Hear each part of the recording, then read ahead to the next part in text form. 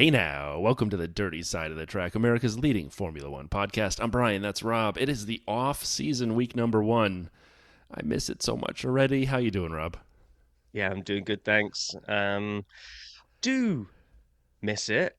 Then I was listening to a couple of podcasts on my go for a long run when my daughter is swimming on a Saturday morning, and I listened to a couple, and one of them was the Pad Hoc with friend of the show Nate Saunders on it, and he was kind of comparing it to NFL, where he was like, "Do you know what? Maybe we've got too much F1 at the moment. It's like he loves the NFL because you get like August, a little bit of preseason, then it smashes it from September through what February when Super Bowl Yeah, is, and then you January basically get even if you... nothing for another Yeah. 6 months or 5 months, whatever it is. So you build that anticipation towards the next round. Whereas they were saying like they were toast after this season, the amount of traveling they all did, and they were like, "Yeah, we got 87 days until it all goes again," which we'll be here before you know it. You'll have Christmas, New Year, and then there'll be before you know it, there'll be leaked footage of liveries and car launches, and we'll be doing this whole thing all round again. So, yeah, I don't know. Too many races, maybe. Not sure, I mean, I will say but they're even extending the calendar, right? This year's calendar was a planned 24 races. We obviously lost China and Imola for the flooding, and so then we had 22, but it still ended, in America here, Thanksgiving time. Next yeah, year it goes into December, like I December know. 4th, and it starts at the very, very beginning of March. So it is an even extended calendar of the same planned number of races. So I hear you. And I mean, Paul was tired last week, as you said, the Pad Hoc Was crew. he? Didn't mention it. Yeah, I didn't talk about it. No, I get it. As a fan, it's hard to agree that maybe a little less of a good thing is better. But yeah, there's merit in your conversation. So, we haven't really got anything lined up to talk about today, but we kind of pulled something out of thin air. I was going to say from somewhere else, but I'll just say from thin air. We're clean. Um, We're a clean show. we're going to end up with probably three season reviews, so a trilogy, if you like. And we're going to start off with just mine and Brian's view of it today. Um, but it will be stat less because we're going to really double down on that. You've got to give the sat man time to pull all these stats together. So we will have a second look back where we kind of really pull the season stats together, and hopefully get joined by Pit Lane Paul as well and kind of get his view of the season intertwined into that. And then to cap the trilogy off, we want to do the Discord episode that we've been talking about. So that's the grand plan. Not necessarily sure they're going to be back to back over the next 3 weeks, but being as we're coming up towards Christmas, we thought we'd be inspired by a classic Christmas movie. So our trilogy is going to be the Drive Hard trilogy. Today is the original Drive Hard. So which Anyone who says it's not a Christmas movie is wrong. But there we are. agreed 100% wrong. My friend Mike once sent me a T-shirt that says Nakatomi Plaza Christmas Party 1984, whatever the year was, and it's the greatest T-shirt. I wear it around, and people are like, "Yes," and it gets well received. But if this is Die Hard ripoff, which one of us is John McClane and which one of us is Argyle? Oh yeah, okay. I mean, I don't think either of us are built like John McClane. I mean, you're probably closer than I am, but I'm not sure I'm backing you to shuffle around in small air vents because Not a you've got wide chance. shoulders. Yeah, I wouldn't So fit. I think I'm going to have to take the John McClane thing. I'll just halfway through this episode, I'll take my socks off and I'll go and run over some open glass, and then we can Glass. really. Who gives it about glass? All right, moving on. Anyway, moving on. So what we're going to do is news and social, what there is of it. Um, a little video vault. We're going to barely get the door open before we're closing it again. And then we're going to kind of look back at our review of 2023, which is Yeah. going to probably stay away from the classic things like the title fight and all that kind of stuff, because there's probably a lot more stats to be mined in and around that area. So we're going to kind of have our alternative review of things that caught our attention, things we even forgot even happened this year, probably. So that's the idea. But first off, news and social. And you know it's a slow week when this is the biggest and most exciting thing that happened, really. Oh, come on. Um, Numbers two story's the biggest. It just happened last. I was going to go there first, Oh, we'll actually, go. but no, I wasn't. I'm totally lying. Because even though it was good, the second thing that we're talking about, I mean, the first thing was Chris Medland's tale, the saga of the wedding ring. If nobody has seen this, go on to Twitter, go on to Chris Medland and look for a thread from Abu Dhabi at the beginning of the week. He was still there for the testing that was going on. And so the tale goes, I don't even think this Mercedes engineer or member of staff was supposed to be thrown into the water. I think they got knocked in when someone else was being thrown in. And as they went in and came out, they realized they didn't have two things. They didn't have their glasses and they didn't have their wedding ring. The glasses were apparently very quickly recovered. The wedding ring, not so much. It tail unfolded over a couple of days where somebody went and borrowed scuba gear and a metal detector from a guy who had a boat there and went diving down trying to find the ring and nothing. And Twitter was just in turmoil. It's like, oh my gosh, there's got to be a happy ending to this story. They've got to find the ring. And they gave up. The dude that was scuba diving just gave up. Couldn't find it. Next day, owner of said boat, he decided to don the scuba gear and take a slightly second but bigger metal detector down and found it. And which is amazing. Returned the ring to the Mercedes team who are going to transport it home to the dude that's already gone back to the UK. My little slight gripe with this is why did he break out the big metal detector for the first guy that was going down? Why did he hold that in reserve? Have you ever lost your wedding ring? Yes. Yeah, I went to watch This is a the part where you music tell the concert. story. Yeah. I went to the music concert with my wife, and we were right up at the front. And it was so hot in there. It was held in a student union hall. It was just like designed to not let any type of temperature out whatsoever. And I was so hot and sweaty. At the end, I was clapping, clapping, clapping, clapping. As I clapped, this glint caught my eye, and with all the sweat on my fingers, the ring had just fired off onto the stage. No. Okay, yeah, onto the stage. Um, the dude who's performing then kicks it, doesn't see it. It just like hits his foot basically, goes off into the black abyss, which is under the stage, like on the other side of the fences, but underneath the stage. I'm like, oh gosh. So I'm like, oh my gosh, I'm in so much trouble here. This is ridiculous. The gig comes to an end. I go to the security guard and ask if I can go and sort of clamber under the stage because my wedding ring's gone. And he doesn't believe me. He thinks this is the most ingenious story he's ever heard for somebody to try and get backstage and try to crash backstage and go meet people. I'm like, no, literally, my wedding ring's underneath there. I was having a look, couldn't find anything, and then these two young ladies, two angels. They were very attractive as well. They see something, they climb over the fence, and one of them goes under, and the security guard won't let them. And she's pointing, and he comes over and gets the ring and hands it back. And these two are like, "Oh yeah, it's great, it's great." Turn around to my wife, and I'm like, "What should be a celebratory moment of me retrieving the ring and putting the ring She back on?" punched It's you. like, no, I think the fact that maybe I celebrated too hard with the two very attractive young ladies that helped find it. What about you? Have you ever lost it? Yeah, once. It was bad. I was in the limo of a bachelor party. I was the only married person I was the first one to get married of my friends. So I'm in the limo at this bachelor party, and I had lost some weight. And the ring, which had fit when I tried it on, was now a little loose. Not a lot, but like I could manipulate it and quickly get it over my knuckle. And so I'm in this limo, and there'd been products imbibed, and so we were having a great time going to a place we shouldn't go to, and I'm gesticulating wildly as I'm known to do, talk with my hands, and as I do this, the ring comes flying off. It's in the limo, so that's good, but the limo windows and sunroofs are all open, and I go, oh my god, I just lost my ring, and we had the driver pull over so we could do this without the car moving, and it took us 30 minutes to find it. It was in the car. It was under like a cushion. We found it. My friends gave it back to me, and they beat the living snot out of me at this point. I mean, like, really, like, I was bruised and, like, badly. And they're like, you ruined 30 minutes of the bachelor party with your stupid wedding ring. And so, anyway, yeah, that was the only time I've ever lost it. Found as well. So, all good.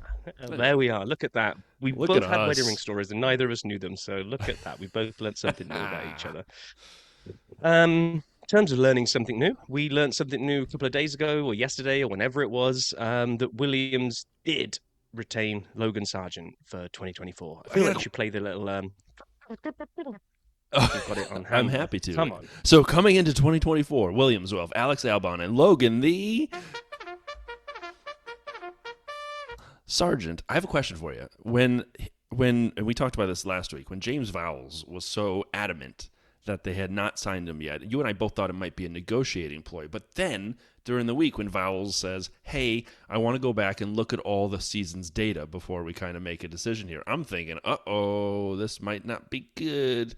And then when they signed him, I was really happy that he gets a second chance. You and I both thought it was deserved. I know you posted that on on Twitter during the Rob holiday on Twitter. That was I appreciate you doing that. So I mean, what did you think? Did you think this was going to happen? I actually had lost faith since the end of Abu Dhabi somehow during the week. I hadn't because when we both got together on one episode, we put together the crash stats and Logan was up there causing the most crash damage, and we said, look, this is Mick Schumacher territory. You can do a lot of things in Formula One, but if you're costing a lot of dollars for your crashes, then that's the thing that makes the team really hard to look beyond. And I think you might have said he's probably not even got one more crash like that left in him. He needs Right. to stay clean for probably, I want to say, last 6 races. And We he were maybe did, didn't six he? races out or something. And he did. He stayed clean. He actually almost got into points a couple of times and didn't do anything stupid. Okay, Abu Dhabi got his track times deleted, so he didn't actually get Quali. through any Yep. quali. But that's fine. I think those are the things you're allowed to get away with. The mistake of a track limit is much different than the mistake of ruining the car. So because he stayed, kept his nose clean, I think everything else was probably worth another shot for another season. Yeah, agreed. I agree. I'm happy he has it. And why don't you talk a little bit about the Ferrari note, because I want to get into contracts in a second after that. Yeah, and I think I might be a little bit out of date because I think I've seen something else drop not long before I came online because I was watching Manchester City against Spurs, so I didn't really read it. But Ferrari issued a statement that said that their lineup will remain the same beyond 2024. Didn't really give any kind of meat on the bone as to what that meant. So it was kind of like, don't expect a silly season from us next year because not only are these two the lineup for 2024, but beyond.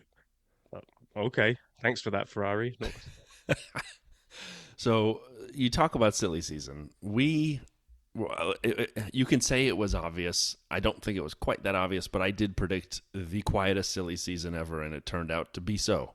We end up with the same lineup going from end of 23 into 24 for the first time ever. There'll be no rookies on the grid in 24, which is kind of nuts.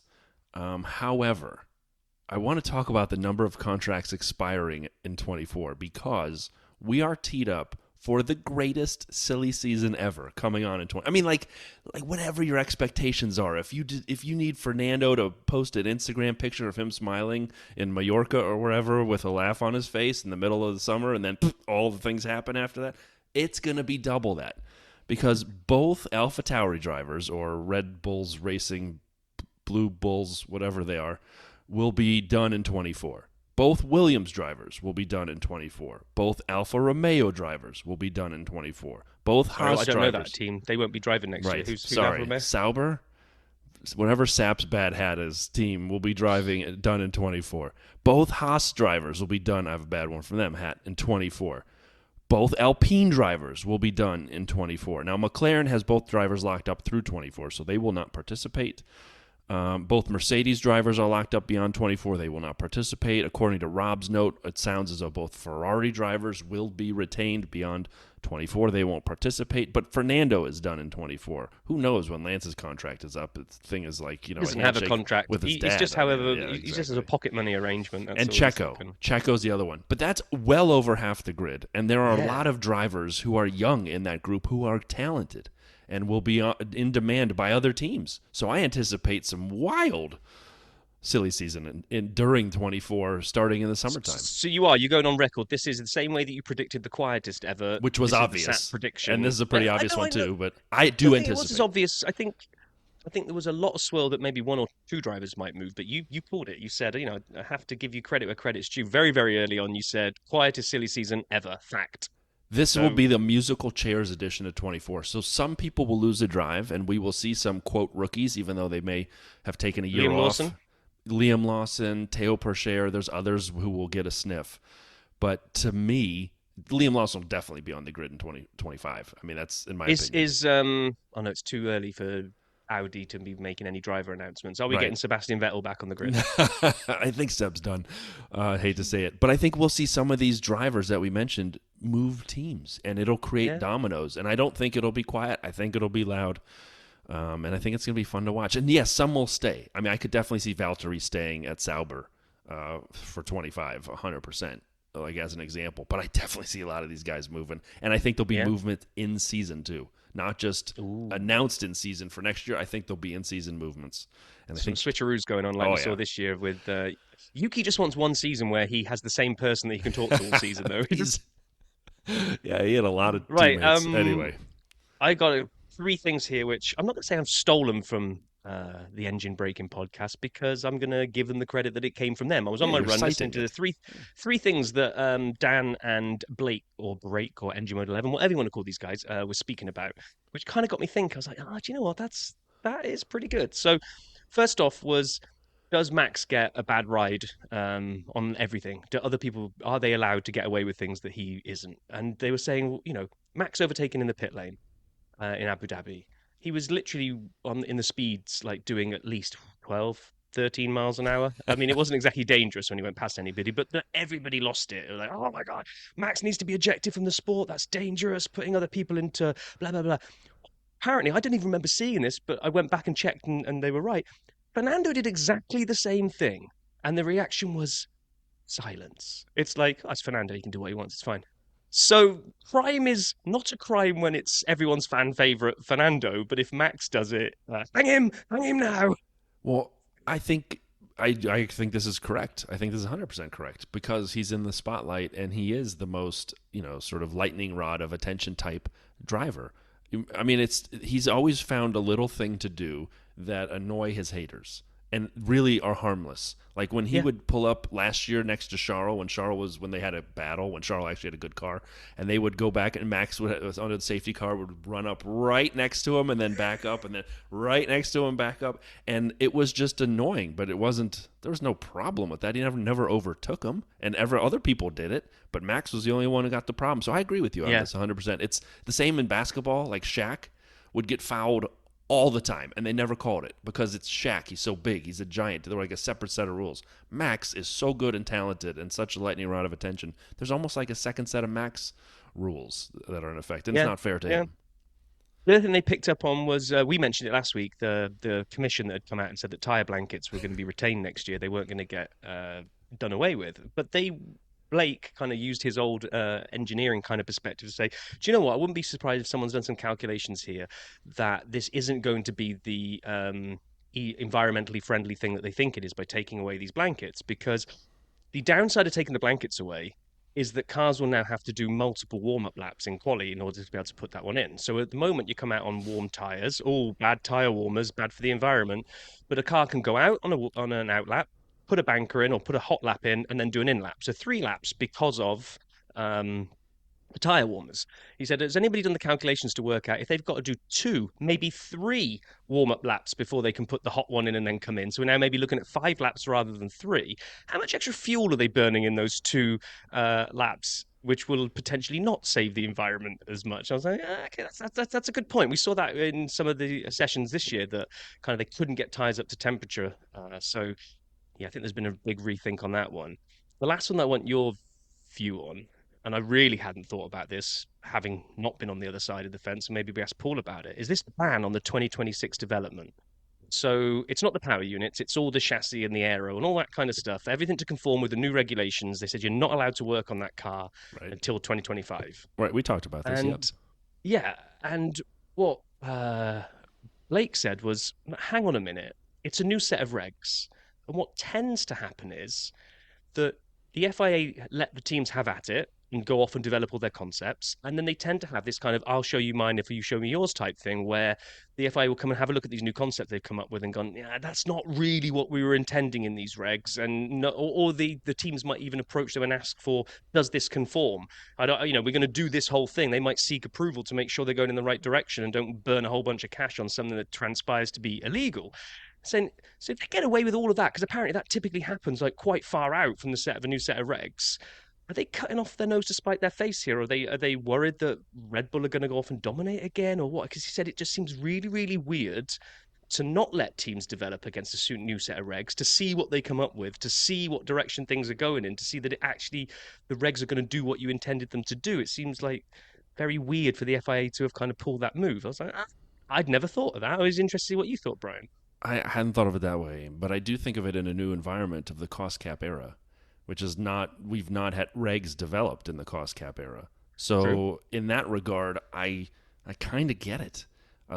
Just to explain what I mean, there's not endless funds. So what they're trying to do is create regulations that bring some more parity to the sport. There's other reasons, of course, but what they're not hoping to have happen is someone like a Red Bull, and they're the ones at this particular point, but if it had been prior in cars like Mercedes, where you're so good under the current regs that you start earlier on the new car and can still keep winning or be near the top while everyone else is battling and can't even start the new car, you've allowed the team that hit it out of the park now to already have an advantage in a cost cap era for the future. So I kind of get the point.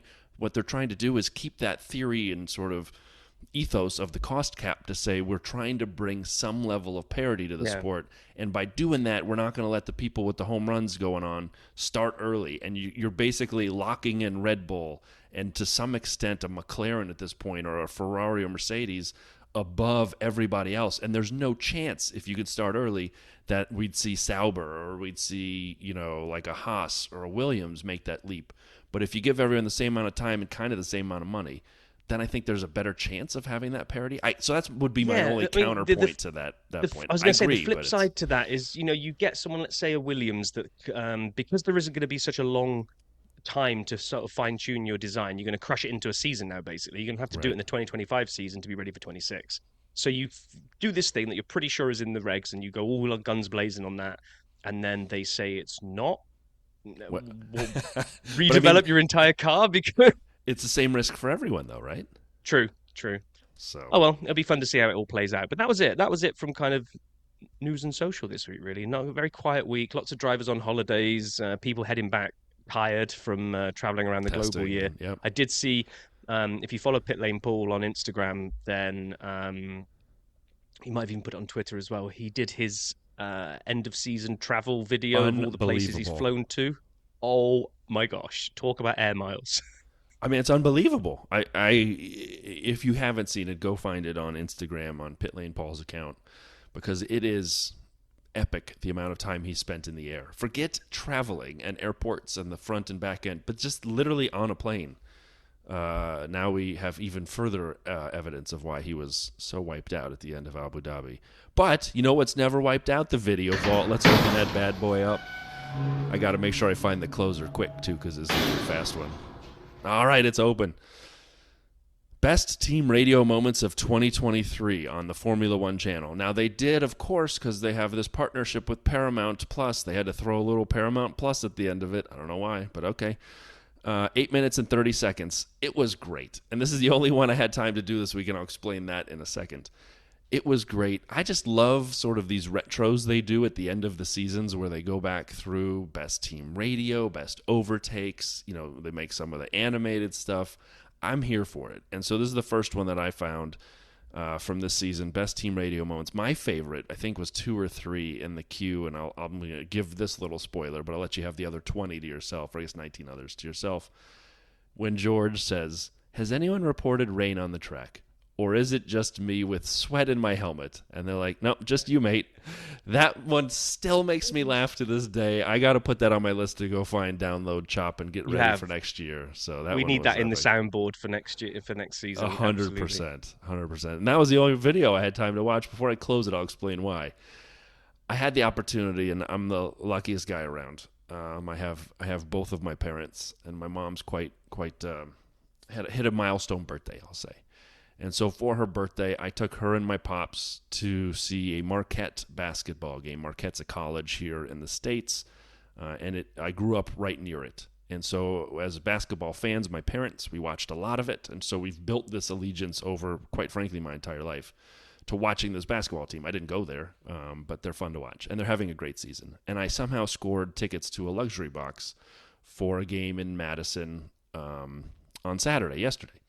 And so I took my parents there. And I'm only telling this story because, A, I didn't have a lot of time to do a lot of other things because work was nuts and I had to get it all done by Thursday and then Friday off with my family. But the real reason is we have played some sound effects on this here podcast. And one of them is when a driver sends it up the inside, occasionally I'll play this one. And it's not the cleanest audio. It's onions. It's Billy Raftery, a college basketball announcer who's of some well-known status, yelling onions as the guy does something amazing. And we're at the hotel where we're staying, and the team was staying there as well. And so we saw a lot of the players. My mom got to meet some of the players. Totally jinxed them because they sucked in the game the next day. But the point I'm making is, as I'm walking out to get a shuttle, neither one of my parents were able to walk too much to get a shuttle to the game. I look, and there is Tim Brando and Billy Raftery. The guys calling the game are standing right in front of me. And I was wearing my gear, and I said, hey, guys, it's going to be a great game today. We're going to take this game. Again, they didn't. I jinxed it or whatever happened. But Tim Brando came over, and he's got a great voice. He does CBS and Fox, and I guess it's Fox now, but I remember him from the CBS games. And Tim Brando comes over and says, hey, how you doing? I'm Tim Brando. I'm like, I know who you are. I'm Brian Saperstein. And we were chatting for a little bit, and Raftery was in the middle of a conversation. But in my back of my mind, I'm thinking, do I go interrupt and hold up my phone and go, can I please get a clean onions call from you so I can use it on my podcast? You did? I did not. Oh, I thought you were leading up to a much better onion. So this is in the same way that Marquette disappointed you. You just disappointed me because that was such a long lead-in that I was expecting new onions. I really thought I was, but he was talking to somebody and then hopped in the car and he waved and wished me well. But I didn't want to go hold my phone up and go, "Can I get you to scream onions into my phone?" So with that, I think you could have done. I think you absolutely could have done, and you just missed that opportunity. Oh, I Brian, know. I'm so disappointed in you. I know. What are the odds of getting custom-made just sound close effects the vault and from let's go. Billy Raftery? Oh man, move it on. Okie dokie. So just before we kind of dive into our 2023 look back, let's just one little thing we didn't kind of scoop up last week. We talked about why is it a big deal to finish in the constructors? And we sort of said it's all to do with money. So they released the estimated prize fund share this week. So looking back over 2023, Red Bull for finishing first, $140 million. Wow. Mercedes 131, Ferrari 122, McLaren 113, Aston Martin 104, Alpine 95, Williams 87, AlphaTauri 78, Alfa 69, and Haas 60, less than half of what Red Bull got. And actually, the thing that kind of I was thinking about as I looked at this is that for Mercedes and Ferrari, actually, the big shootout to finish second, I don't really think has got anything to do with financial reward because those two are both so rich as teams and already hit the cost cap that an extra 8 million or whatever is just going to not really do anything. They're probably not going to be allowed to spend it. So actually, it was more ego as to who finished second. It'd be nice to say they finished second.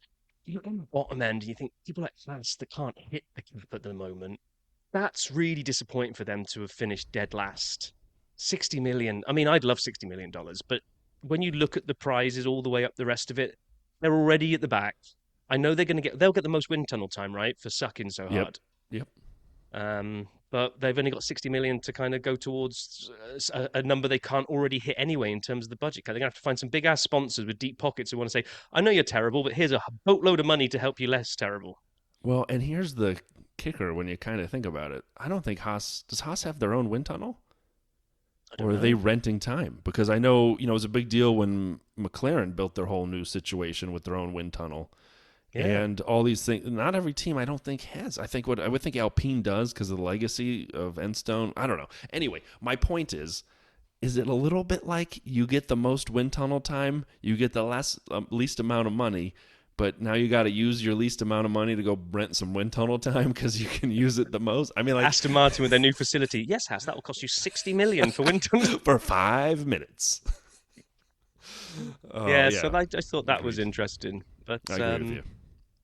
Okay, so let's go all the way back to the beginning and actually remember in the same way that we just announced 1950. Yeah. Are we talking about Farina? Beginning 23. Oh, okay. So same way that we were just talking about the F1 Commission and what's going to be new for next year, there was obviously a whole bunch of things that were new this year that we kind of, you lose and you forget as you kind of start going through the seasons. So, and I think it's the first one here. And I think I need you to have a sound effect ready, Brian. But the floors got raised this year to combat porpoising. And I think the feeling was that this year that kind of probably robbed us of the really close racing that we saw in 22. So, yes, we got rid of porpoising. This. There we go. But we did lose some of the wheel-to-wheel, or I guess nose-to-tail action that we were enjoying so much in 22. I think I saw a measurement come out that they said that just by raising the floor the 15 mil or whatever it was, the drop-off in aero performance behind the car that you were the one that was following was it was like a 30% reduction compared to what we'd seen the year before when they could get so much closer. But do you remember? I So, mean, so here's the thing. I'm with you. Like I remember that. I wish we'd had better action. But do you remember this Baku in 22? This the sound of the Mercedes oh going down yeah, the it straight, was. and then Lewis. Were they the only team that really Yeah, my back is killing me. I mean, like, thank God they did had we to get a do it. But technical directive this year just because Mercedes were the ones really suffering from it? I think Ferrari did have a bit of porpoising, but yeah, lots of the other teams seemed to get it under control. So was that a rule made for one team? Please don't hate me, Mercedes fans. I mean, Mercedes had the worst porpoising. There were other teams, but Toto he definitely printed it out. I have it. I have it printed out. So when he was dealing with the porpoising challenges, and Red Bull and Checo saying their cars suck too. No, I'm with you. I remember that. I remember the way they started that. We had the new rounded roll hoop in 23 because when Joe had flipped it, I think it was Silverstone, and Yeah, he was Silverstone. spinning wildly, but he had the roll hoop dug in and flipped him at the end when he got to the gravel, and then unfortunately there was the space between the crash barrier and the crash fence, and he got wedged in there, which will forever endear me to George, who hopped out of his car and ran over there and jumped on the tires to help out. As much as you may think George is this, that, or the other, or had a bad season, he definitely is a good dude for having done Yep, that. And 100%. you nailed this one here. Mirrors were bigger this season. How could we have forgotten that I happened? don't know. We made such a joke about it at the beginning of the season about they're going to have these big new like white screen TVs on each side of the car, and they're going to be able to see everything. And I can't even tell you that I even remember looking at the cars this year and going, "Oh, bigger mirrors." Yeah, they definitely didn't have the kind you put on like an RV where it's a panoramic thing where you can see everything all around you. And I was going to Oh, say there was definitely a few incidents this year, and I think we're only going back to Vegas. Was it Vegas when George oh yeah, definitely Vegas. couldn't see things in his mirrors? I don't know if he couldn't see or just didn't look. I think George True. pulled an 80-year-old person in Vegas driving along. I'm going to turn now. Who cares who's there? Uh, then something that I I don't even know that we picked up on or even really gave any airtime We to, but talked about I'm not that. sure I was a big fan. The no, at the beginning of the season, I don't remember us saying that this was coming out. Or if we did, we it was probably you talking about tires and I got bored. But the alternate tire allocation was trialed at Hungary and the Italian GP to try to have reduced tire usage. Now, have I got this wrong? Or was Hungary the first time, and then they had to slightly tweak the rules? Because wasn't that the one where Lando couldn't go through to the last No. round of qualifying or something because of the tires? Or is that not I think this? you're getting these mixed up a little. So the alternate tire allocation was less tires, and the Less way they used them tires, in but Hungary was I remember us debating at Hungary because the amount of things they had to do during quali in the race to manage against this wasn't worth the total offset if they did it forever. And we debated those two things. What you're talking about with Lando was, I think, Baku in the sprint race, the where the sprint, beginning of the yeah. sprint format, you'd have new tires to start you'd have new mediums in Q2, in SQ2, I guess. And he had no more new tires, and he wasn't allowed to run. And so that was, I think, the thing you're thinking about. And I could be They very wrong changed that on though, that, because that but didn't someone happen. let No, us no, know. I think you are right, but that didn't Yeah, I'm happen in right. every sprint, did it? No, they changed that afterwards because then Okay. didn't Lance have a problem where he had to use the mediums in Spa and then he spun off because he was or hards or whatever and it was like the bad temperature and then he started adjusting kind of without telling us after that. No, you are right because I even put this in the notes. If we go ahead to the next section, I was busy copying and pasting, so I knew I'd seen it, but I've got it muddled up when I'm reading it out. So yeah, we had this year we had 6 sprints instead of 3 that we'd had the previous year. Oh, you're going to say something, Brian? Yeah, I've of the two of us, I'm the one who likes the sprints the least, and I do enjoy it when it's good, and I've admitted that. But I've always said it's sort of divorced of the rest of the weekend. This little blip on a Saturday does it make Friday afternoon more fun? Yes, can't doubt that. I agree. But I just don't like how uncoordinated it is and some of the silly rules they try to make into this thing. That was new this year, right? The thing that Yes, really annoys you is that correct. they changed the format because people didn't like. Oh my gosh, what was it the year before then for the sprints? We didn't. We had what sprint on Friday? Because anyway, if we tried to work out what the new rule is, we might remember what the old one was. So this year, this season, we Look at had us single practice on Friday, and then we had the qualifying for session, the which was race. for Sunday's race. So Right. Friday and Sunday were the Grand Prix. Saturday became Sprint Saturday. That's what we had this year. And to your point, that kind of meant that we'd got Grand Prix action on a Friday, Grand Right. Prix action on a Sunday, and kind of random bit in the middle. Yeah, it's like having the first Um, quarter of an NFL game, and then everyone stops for a little bit, and we're going to have a punt, pass, and run contest amongst the teams, which is not at all indicative of the score, and then we pick the game back up later. I'm like, why? Why would we do that way? But it's more F1, and yes, it's fun. I do like some of the rules in SQ or sprint qualies where it's shorter times. Was it 12, 10, 8, Q1, Q2, Q3, or SQ1? I can't keep doing that. You get my point. I like that. I like the action they bring. I like the idea of having tire jeopardy to some extent in the sprints. But you've known me. I've said this for a very long time. You could fix regular quali just by going back and bringing back one rule that they used to have. You don't even have to be as big as saying it's a one-lap shootout. Just go back the way it used to be and say, all right, at the end of Q2, whomever's not into the top 10, or you can have free choice, and whomever makes the top 10 has to use those tires. Strategy, tire management, it all matters. I talk real high when I get excited agree about with you. tires. And then you're right. This is the bit, as I knew I remembered putting it in here, but I got it in the wrong place. It was the tyre rules for the sprint shootout were modified for the second weekend to enabling drivers and teams who made it through to shootout 3 to use any set of soft tyres. Previously, they'd been it was required 3. to I use thought it was brand new 2. set of soft tyres. And the change was made after Lando Norris could not run in Azerbaijan because he didn't have any brand new tyres. So I got it wrong. It was stupid SQ3, rule. So- not SQ2, but it was the same theory. well, I messed it up and thought it was the alternate tire allocation. You messed it up. And so we'll see, right? I mean, that's this. We should put a pin in this because, and everybody listening, like, let's keep our eyes on what they do come up with the sprint format, as we talked about 2 weeks ago, and the new regulations and the commission that met might have been last week when they said we will work on making the sprints better, but with a TBD. You know, it sort of ended with a bum bum bum, more to come. So we will see what happens. I'm excited. I'm like. Again, I don't like the way it is today. If they're working to improve it, I'm all for it. Even if it's not going to get to what I want it to be, you know I'm a big fan of F1. I'll take whatever they put out there for me to consume, and I'll complain about it politely here on the podcast if I don't like it, and just keep enjoying it. So we'll see what comes. Yep.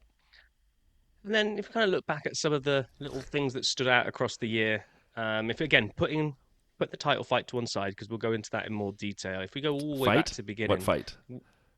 Well, okay, the title. If we put the title to one side, it seems an absolute eternity ago now that we were talking about Lance Stroll falling off a bike and breaking his wrist, and would he even be able to take part in the first race of the season? We've given Lance a lot of crap, and I've given you a lot of crap for saying he was the third best driver like the 3 races in. But he was at that point. Well, hold on. Time. He had a lot of moments where he looked terrible, but when they redid the car and it got worse for both, and Lance looked uninterested. But then when they kind of figured out the downgrades, upgrades, whatever they were doing, he had a couple top 5s in a row very quietly to end the season. And he was driving in Bahrain, and we saw this in practice with one hand at times because it hurt so bad to use his other hand to take corners.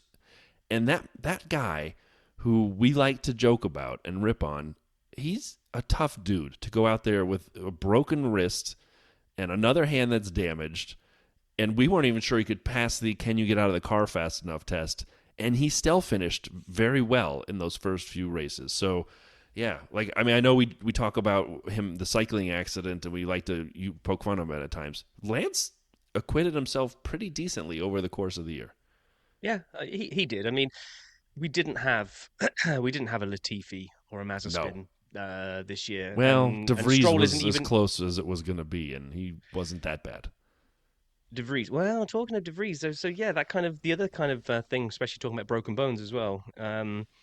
Yuki just didn't get to know a teammate for more than about 5 minutes, and then there was suddenly somebody else sat next to him. Oh, okay, you're racing this week. So we had De Vries in there, and the expectation around him was high because he'd come in and he'd done the one race for Williams the year before. Yes, it was at Imola. No, Monza. It was at Monza, and it was great. And he was brilliant the whole weekend, and everybody was looking. He finished 9th, I believe. Yeah. He got points, didn't he? So expectation was high around him, and I didn't think there was a sprinkling of bad luck in here. Maybe did the expectation way too heavy on his shoulders, but let's just say he did not cover himself in glory in those. He was there for 10 races. I actually thought they got rid of him earlier than that. And just to go through this, he was 14th, 14th, 15th, retired, 18th, 12th, okay, 14th, 18th, 17th, 17th. Now the problem was Yuki wasn't exactly one spot ahead of him every single No, time, right? nope. Yuki had that run of 10ths and 11ths, something like 5 to start the season, where he was always 10th or 11th. Yeah, And he was always sniffing around at the points the whole time. I think he had a couple races where he was like 19th, where in Austria, where I think he retired. I can't remember or what the challenge with the car was. So yeah, you're right. It wasn't very close. It wasn't close. I mean, and he did just seem to.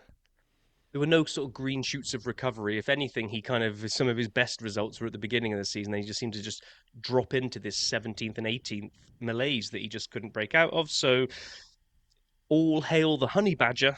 11th race into the season, Danny Rick comes back, and it's like, okay, here we go. This is the return story. This is the cast out. Didn't end well at McLaren. We've missed his smile on the grid. Danny Rick's going to come blazing back, and well, kind of did. Kind of 2 did. races. Yeah, a few races, and then what was it in the Netherlands, right? I think it was a Dutch Grand Prix, Yep. where he's coming around one of my favorite turns that sort of banked. I call it the carousel, even though it's not really what it is. And so he kind of comes around that carousel, and whoops, there's Oscar Piastri in the wall, and Danny Rick has to bail out instead of hitting Oscar and hits the wall, and it looked fairly benign of a crash, but it wasn't, and he had a massive problem with his wrist and hand. So he's out. Yeah, and then comes Liam Lawson. Liam Lawson, man, he was good. He was good. And actually, he had more races than I thought. So he came in and covered that weekend because I think he had to was that quali when Danny Rick broke his? It was late in practice or early in quali. It was not One of the two. much I'm more than pretty that. sure Liam Lawson's first driving of that car I was think the he had formation quali. lap. I think it was practice. I think it was quali, where it was his first time in the car. It was quali was his first time. Okay. It would I could have be made wrong. a better story if it was the race day, Brian. We could have gone with that. It might have been. Yeah, so he came in 13th on his first race, 11th on his second, 9th, got into the points in Singapore, which we will come back to in a minute. And then an 11th and a 17th. I mean, didn't crash it, didn't spin out, didn't, embarrass himself at all. I think he was really kind of showing that he had the pedigree to be in F1, and there was a lot of noise that he was going to score himself a seat this year off the back of that performance. I mean, I think he did everything and more than he could have been expected to do in that little Agreed. stint that he did. Yeah, in the AlphaTauri. Yeah, agreed. And so he was 11th in Japan, and the interesting part to me is Yuki was 12th. So in Yuki's home race, where he's all hyped up and did have a good quali, Liam put in an 11th. He obviously, as you said, was 9th in Singapore. We'll put a pin in that, but 2 points, which no one had scored any points in that seat at that point. And then at the same time, though, AlphaTauri was bringing upgrades to the car. So when Danny Rick came back, it was kind of like a different car to some extent that Yuki and Danny were driving by that point. And Danny Rick closed out the season, and we saw some feistiness out of that AlphaTauri, which was exciting to see. Like I said, I mean, I love when teams can figure things out and bring upgrades. Obviously, the McLaren story this year is kind of like a one-off. Those are so rare, where you go from being total garbage at the back. When Lando was basically 18th and 17th, or maybe I'm exaggerating a little bit, but it was terrible to start the season. You remember he had 6 stops? Wasn't there pneumatic problems in his first race? And he just kept stopping and stopping. And anyway, my point is, then all of a sudden, Lando, the car was good. And as soon as Lando got good, and he was passing someone with blue flags, he came on the radio with this: They're not racing for anything. they're not racing for anything. That was you for 8 races or whatever. And then now you got a good car, and he's like, well, they're not racing for anything. Get out of the way. We saw that a lot this year in terms of cars that started off poor Yes.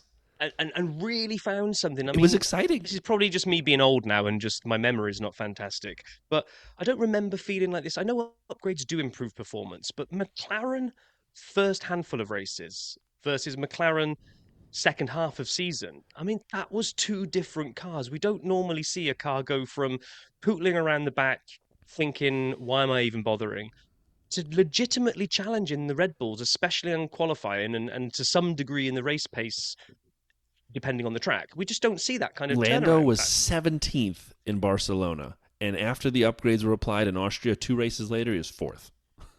Yeah. Hello.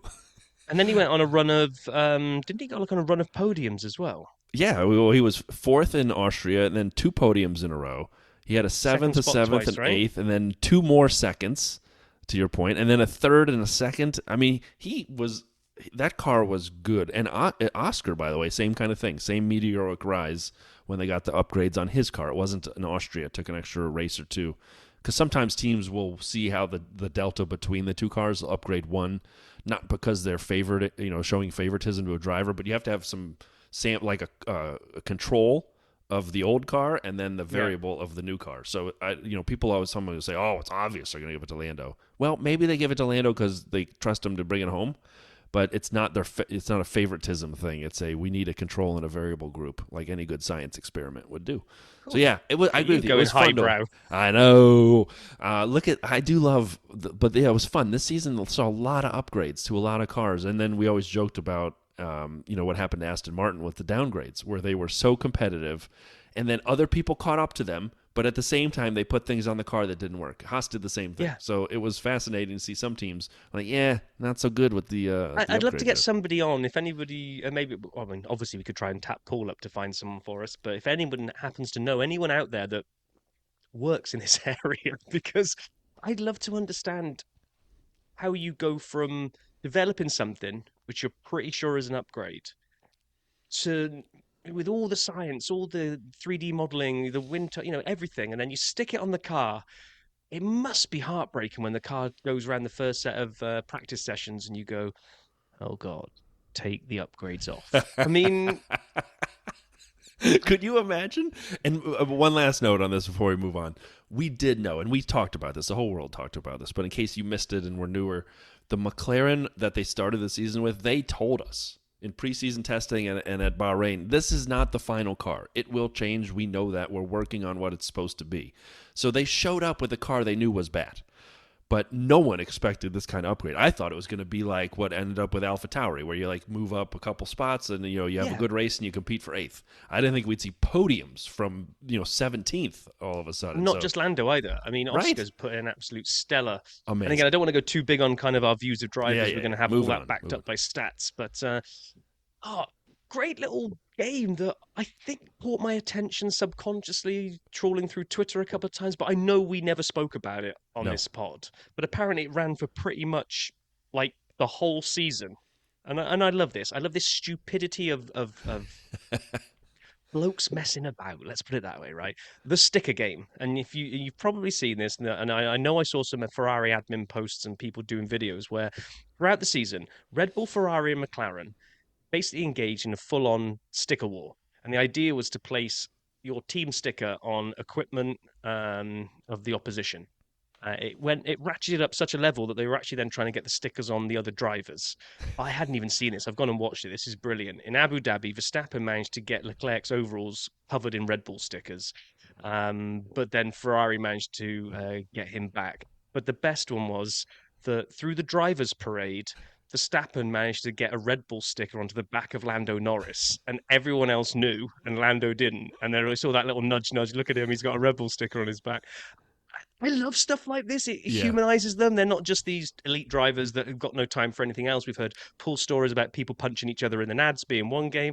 The sticker game. I wish I'd been part of the sticker game or seen it happening more through the year. I honestly didn't see it happening through the year. I saw it in Abu Dhabi, and I'm like, have I been missing this the whole time? And it was like a little thing. I don't remember where I saw it. Maybe because I was watching some of the pre-race. I don't know, but I saw them going around, and I saw Max and Charles, as you mentioned it, and Max gets it on there, but Charles knows what he's doing, and he's kind of getting his arm back there, popping his shoulder out of circuit to get that thing off, and then running after Max, and they're laughing. And I didn't realize the widespread nature of the sticker game, but I think it's fantastic. I would ask if they could use dirty side stickers next year, though. That's what we really need them to do. We have to ship a case over for them and tell them we're sponsoring the sticker game next season. Yeah, whomever can get this on someone's overalls, we will feature you on the podcast. Like we wouldn't if Max called up and said, "Can I come on?" Oh man.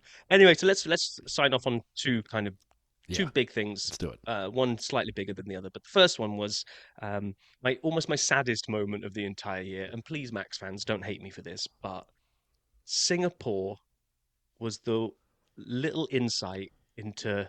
It's like when in a quiz show when you lose the final round and they show you the prize you could have won. Uh, oh man, I it should was play a the music. speedboat. Where is it? It's the But here it is. This is the sound when you lose the game show. You could have had a Ferrari, but now not. so, and we will in the next review. We will obviously be heaping praise on Max and Red Bull in general, but when Singapore came along on the calendar, rumored not to be a Red Bull strong circuit, and it wasn't, and we had the most exciting banger of a race that I think we had all season, with multiple teams going for the win. Carlos Sainz eventually brought it home. That I was just so happy but so sad at the same time because it was like, and everyone's like, oh yeah, it's going to be the same in Japan next week. I'm like, no, it won't be. Japan Nope. is going to be normal service resumed. Singapore was amazing, loved it. It was, and so I'm with you, right? I almost feel like I need to apologize for reasons I can't understand. I'm not saying it's not fun when Max wins. Here's what happened to me, and I don't know if I'm emblematic of all F1 fans or what, but we had 4 races to start the year, 5 if you count Miami, where we had some battling, where we didn't know what was going to happen, and a lot of the battling was Max and Checo. But Checo won a couple of the first 4 races.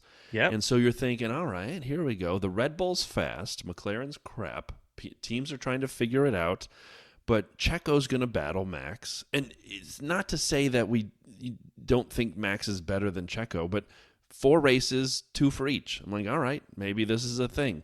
And yes, I know in Azerbaijan, Max got unlucky with the timing of the safety car. You remember that, where it went full VSC and he'd already pitted and he got kind of hosed. That was bad luck. But Checo took it anyway. And so we're thinking maybe there's a battle here. We didn't know Checo was going to go into witness protection on his quali efforts after Miami, where he couldn't even make it to out of Q3 ever, into Q3 ever. So it was just confusing. But I built this barrier in my mind that said, that's all right if Max wins.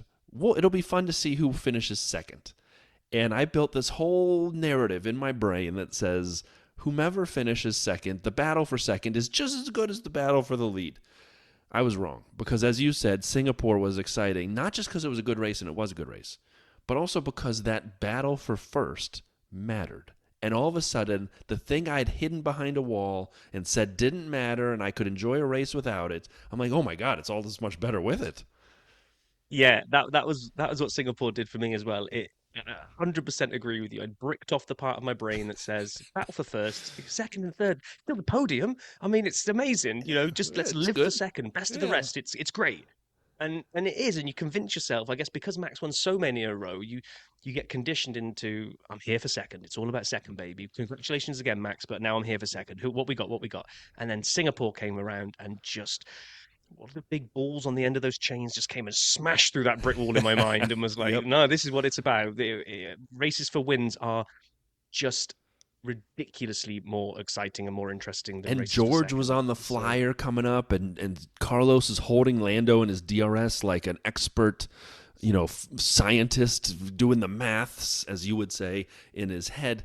And they're kind of going around, and I'm like, this is epic. And then George bended on one of the last laps when it was all or nothing, and he went for all. And I respect that, because I think George kind of knew I don't have a chance at winning any of the races because of Max. So if I think I can get Carlos, so I'm gonna go I for think it. that might have added to the spiciness of Singapore Yeah, as well, because I think the whole grid, or not the whole grid, any car that knew they were fast enough if it wasn't for Max, this was their one shot. This is the one that you had to bank because Max is not going to win this race. So therefore, this is it, guys. This is the one that you're going to have to turn up and get this done. And I just,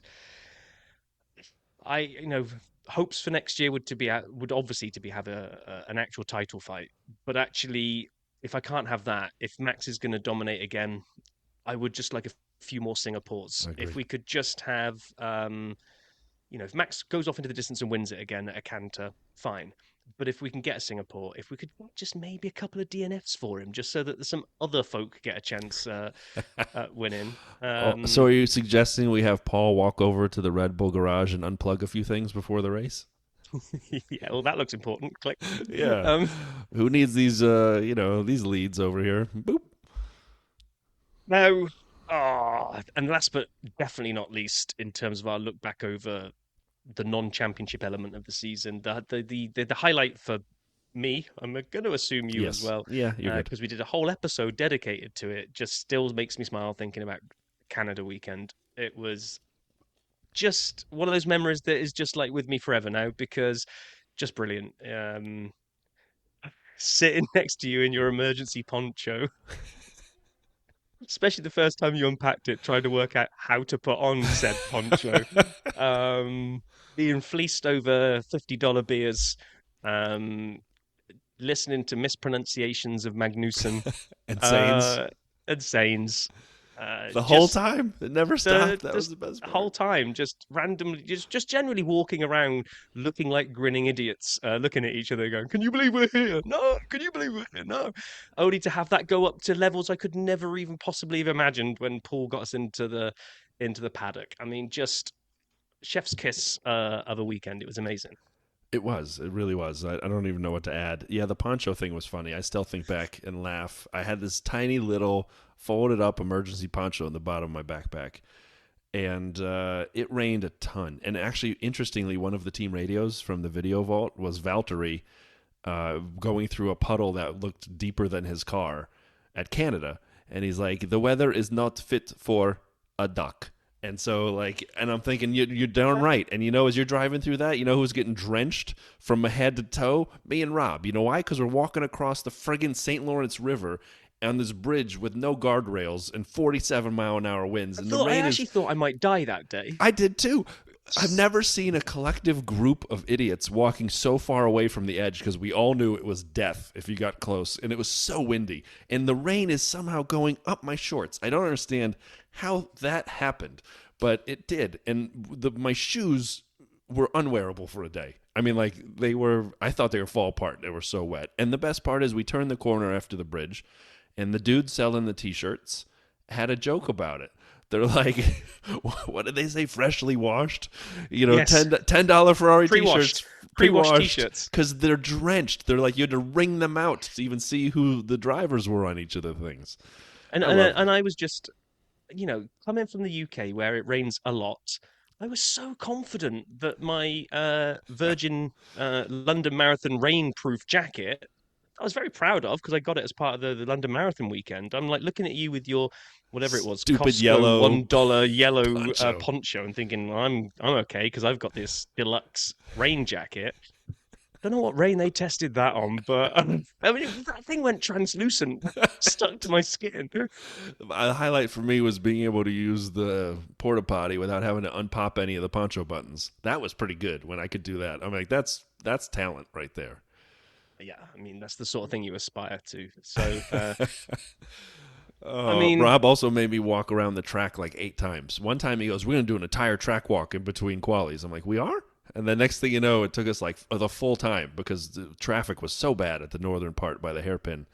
But we made it through. It was atrocious. I was really regretting. I was trying to put the brave face onto you, going, oh, yeah, it's going to be great. We're going to do a full track loop. And when we got stuck down by the hairpin, I was like, this is the most stupid decision ever. Why didn't we just stay in the grandstand? I didn't know if it was mud or human sewage that we were walking through, but it was bad. And anyway, it was a great time. I mean, it was epically fun. And Paul, yes, if you happen to be listening to this this portion of it, yeah, thanks again. The paddock thing was epic. I mean, it was just epic. Like, you can't explain what it meant to Rob and I. It was so much fun. But the whole weekend was just tremendous. I mean, like, our seats were great. Lynn, we've said this before, thank you. This will be the last time we give you the full thanks. I still owe you something. I'll send you something here shortly.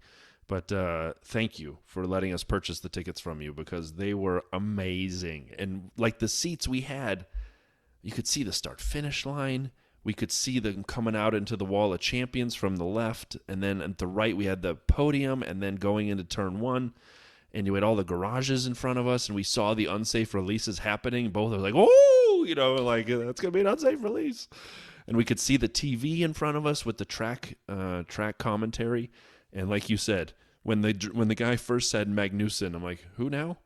And then he kept doing it all weekend. And like, it's those little inside joke things that were fantastic. But seeing the cars in front of us for the first time in my life was just amazing. And the first time they went by, we both looked at each other like, oh my God, they're going a bazillion miles an hour. And that was practice. And then in quali, they're going by next to each other. In the race, you're like, how is that possible? They're going that fast, that close.